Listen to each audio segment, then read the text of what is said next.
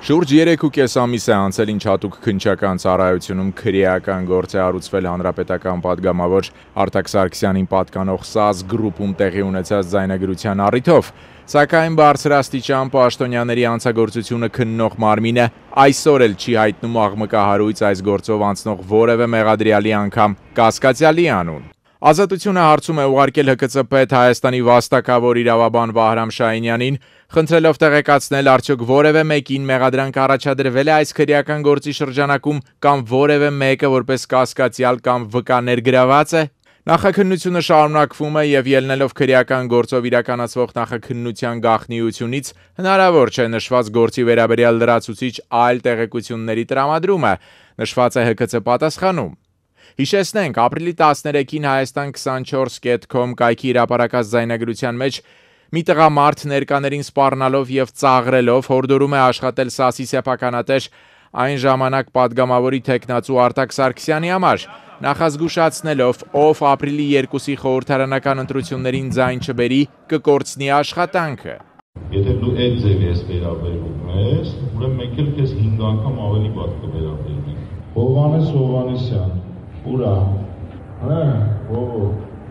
մեր հետ չես, ով մեր հետ չի, որ մեր դեմ է, իմացի։ Ասենք, քալան վարում բերելով չի, աղբո ջան, պետք է նաև ծեն ապահովես, չէ։ Ձայնագրության հրապարակումից հետո 2 օր պահանջվեց, որ գլխավոր դատախազ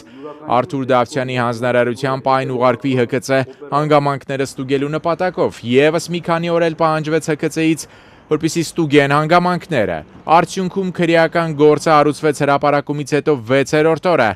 ապրիլի 19-ին եւ հարուցվեց քրեական օրենսգրքի միայն 154 պրիմ 2 հոդվածի 2-րդ մասով, թեկնածուներից որևէ մեկի օգտին կողմ կամ դեմ քվեարկելու, ընտրություններին մասնակցելուն կամ ընտրություններին մասնակցելուց հրաժարվելուն հարկադրելը, որը կատարվել է գույքին վնաս պատճառելու սպառնալիքով, անձամբ կամ միջնորդի միջոցով կաշառք տալով, բռնությամբ կամ բռնություն գործադրելու սպառնալիքով։ Հիշեցնենք, Արտակ Սարգսյանը ապրիլի 2-ի խորհրդարանական ընտրություններում հանրապետականի ռեյտինգային թեկնածուներից մեկն էր եւ կարողացավ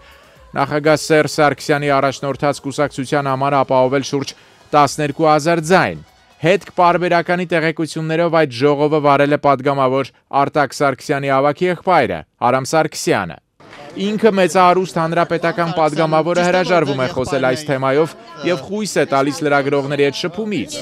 Սարգսյան ճիշտ է, որ ձեր եղբայրն է եղել։ Մի րոպե, այ Ազիզ ջան, հիմա ի՞նչ է քո արածը։ Գործ է հարուցվել ձեր արածով։ Դուք ճնշում եք գործադրել աշխատողների վրա, որ ընտրեն հանրապետականի օգտին։ Սարգսյան ճիշտ է, որ ձեր եղբայրն է եղել այդ ձայնագրության մեջ։ Աշխատակիցներին։ ՍԱՍ-ում այդպիսի մթնոլորտ է, մարդկանց ձայների համար վախացնում են կամ հակառակը Փարիզ են տանում։ Այսօր հայտնի չէ, հանրապետական պատգամավորը եւ նրա եղբայրը արդյոք հարցաքննվել են։ Արդարադատության գեներալ-լեյտենանտ Վահրամ Շահինյանի գլխավորած հատուկ քննչական ծառայությունը այս մասին եւս լռում է։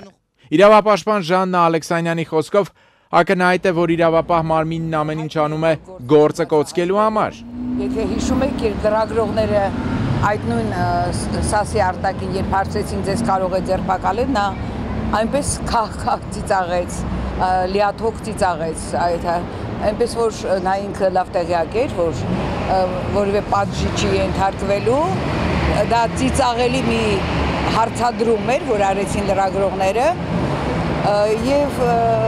որքան ես տեղյակ եմ, նա Սերժ Սարգսյանի մերձավոր միջավայրից է,